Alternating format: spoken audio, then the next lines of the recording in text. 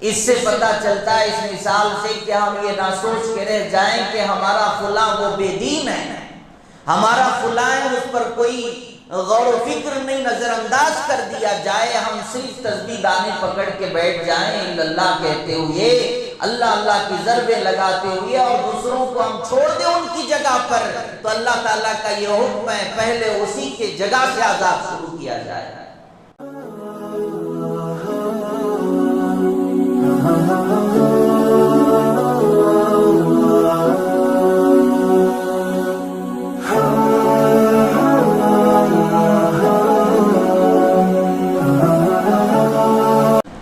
ایک ایسی جماعت کا ہونا ہمیں ضروری ہے جو امر بالمعروف اور نہی عن المنکر کرتی ہو۔ اس کی اہمیت اتنی ہے، آپ اندازہ کر سکتے ہیں قرآنی آیات سے، اللہ کے احکامات سے اور رسول اکرم صلی اللہ علیہ وسلم کے ارشادات سے۔ ایک حدیث میں آپ نے فرمایا والذی نفسی بیدہ لتأمرن بالمعروف وَلَتَنْهَهُنَّ عَنِ الْمُنْكَرِ أَوْ لَيُوشِكَنَّ اللَّهُ أَنْ يَبْعَثَ عَلَيْكُمْ عِقَابًا مِّنْهُ ثُمَّ تَدْعُونَهُ فَلَا يَسْتَجِيبَ لَكُمْ۔ آپ صلی اللہ علیہ وسلم نے ارشاد فرمایا، قسم ہے اس ذات کی جس کے قبضے میں میری جان ہے،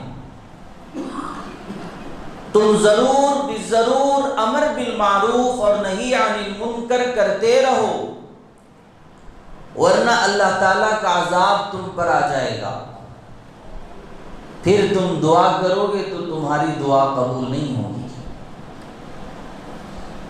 عذاب کے آ جانے کے بعد، اللہ کی پکڑ آ جانے کے بعد دعا کرو گے تو دعا قبول نہیں ہوگی۔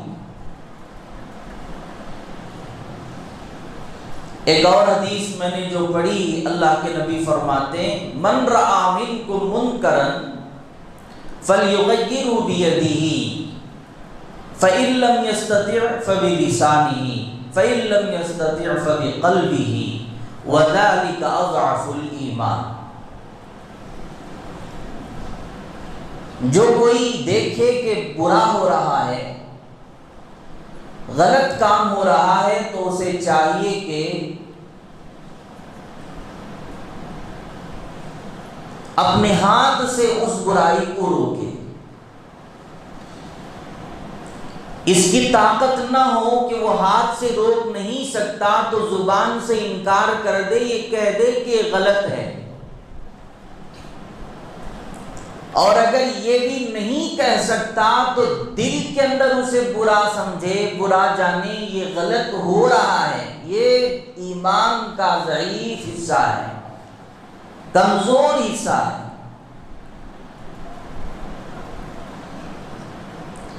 ایک تو ہے ہاتھ سے روکنا، ایک تو ہے زبان سے روکنا۔ اگر وہ بھی نہیں ہو رہا ہے تو کم از کم دل کے اندر برا سمجھنا۔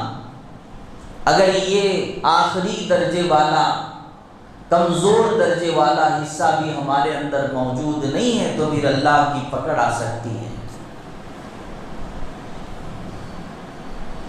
اسی سلسلے میں جناب محمد رسول اللہ صلی اللہ علیہ وسلم نے فرمایا، اور دین کے لیے آپ صلی اللہ علیہ وسلم کو بڑی مشکلیں اٹھانی پڑی۔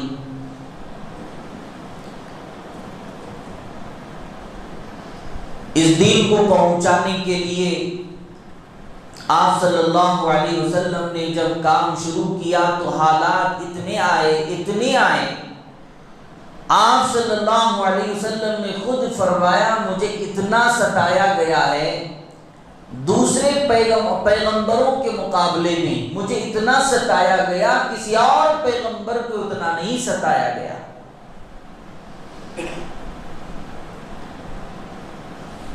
آپ پر مصیبتوں کے پہاڑ توڑے گئے، آپ کو ناکام کرنے کی ناپاک کوششیں کی گئی، انتہا ہو گئی، انتہا ہو گئی۔ جہاں پر آپ صلی اللہ علیہ وسلم کی قربانیاں ہیں، وہیں پر آپ دیکھیں گے حضرات صحابہ کی قربانیاں کیا ہیں۔ اور جہاں مرد حضرات صحابہ کی قربانیاں ہم سمجھتے ہیں، وہاں پر حضرات صحابیات کا کیا کہنا۔ اللہ کے نبی نے اور آپ کے صحابہ نے اور صحابیات نے کس قدر ظلم برداشت کیے ہیں۔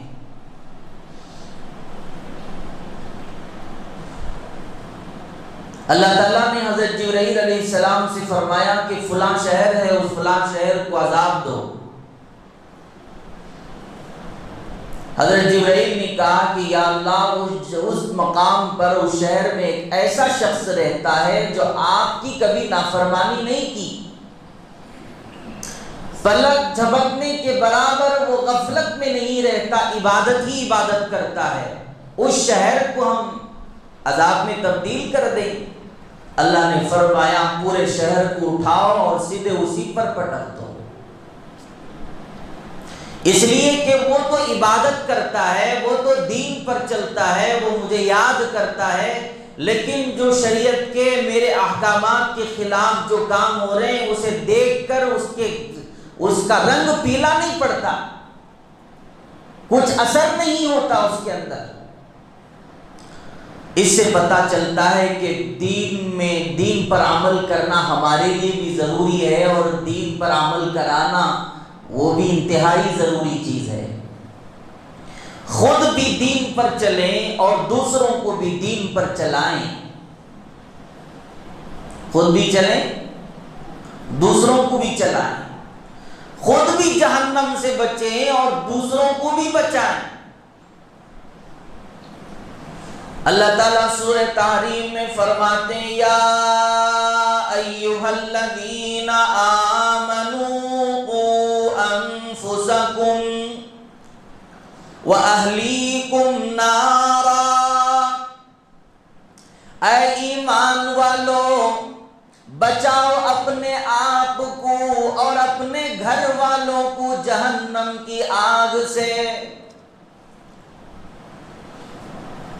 صرف اپنے آپ کو بچانا نہیں بلکہ اپنے آپ کے ساتھ اپنے بیوی کو بھی بچاؤ، اپنے بچوں کو بھی بچاؤ، اپنے ماتحتوں کو بچاؤ، اپنے رشتہ داروں کو بچاؤ، اپنے کو بھی بچاؤ، اس لیے کہ جہنم میں جلنا تمہارے بس کی بات نہیں۔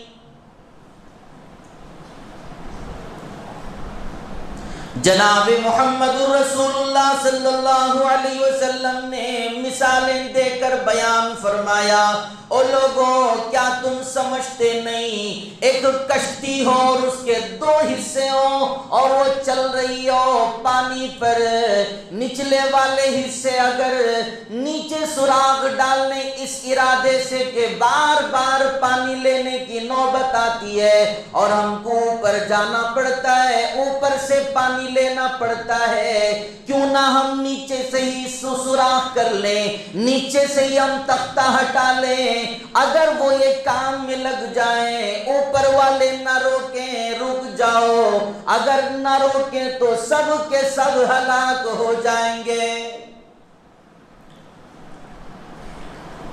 آپ صلی اللہ علیہ وسلم نے یہ مثال دی، حدیث شریف میں موجود ہے۔ نیچے والوں کو اس نادانی سے نہ روکیں تو دونوں کے دونوں حصے میں جتنے لوگ ہیں سب کے سب غرق ہو جائیں گے، تباہ ہو جائیں گے۔ اس سے پتہ چلتا ہے اس مثال سے کہ ہم یہ نہ سوچ کے رہ جائیں کہ ہمارا فلاں وہ بے دین ہے، ہمارا فلاں اس پر کوئی غور و فکر نہیں، نظر انداز کر دیا جائے، ہم صرف تسبیح دانے پکڑ کے بیٹھ جائیں اللہ کہتے ہوئے، اللہ اللہ کی ضربیں لگاتے ہوئے، اور دوسروں کو ہم چھوڑ دیں ان کی جگہ پر، تو اللہ تعالیٰ کا یہ حکم ہے پہلے اسی کے جگہ سے عذاب شروع کیا جائے۔ اللہ تعالیٰ ہم سب کی حفاظت فرمائے۔ خود بھی بچنا ہے، اپنے اہل خانہ کو بھی بچانا ہے، اس سے یہ بھی پتہ چلتا ہے کہ سب سے پہلا حصہ، سب سے پہلے اگر ہم دین کو سمجھانا ہے تو پہلے اپنے گھر والوں کو سمجھانا ہے۔ دین کا کام اپنے ہی گھر سے شروع کیا جائے، اپنے وجود سے شروع کیا جائے۔